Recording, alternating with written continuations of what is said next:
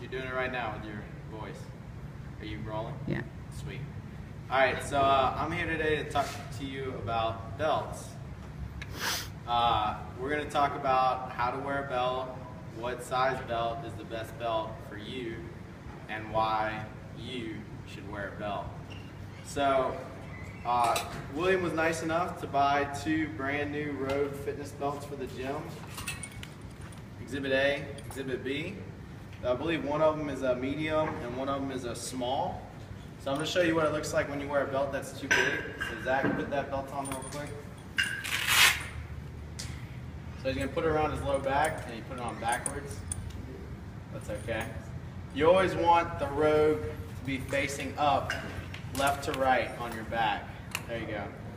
So this belt is a little bit too big for Zachary because he's not getting enough tightness. I can put my hand through. So he's going to take that one off. He's going to put the small on.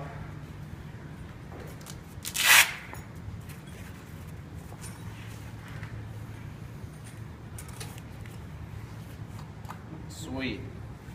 Now that's just barely fits, but it fits, right? So that's tight enough to where I can barely put my hand through there. And then another tip, so Zach, go ahead and take that belt off real quick. So when you're putting your belts on, the reason why I use a belt is because it's kind of like styrofoam packing. So it's giving you tension in your torso. It's making sure that breath stays nice and tight.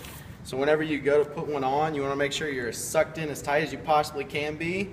You get it as tight as you can, and then you can breathe out.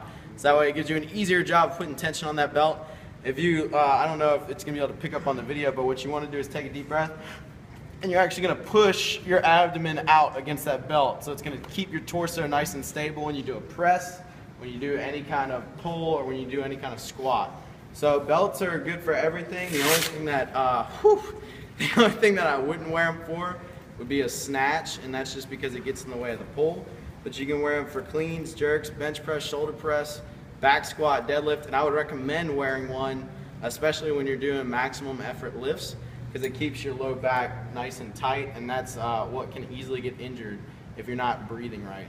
So if you need help with that, you can ask me or Mark or any of the other coaches, but that's just an easy, quick tip for you on belts.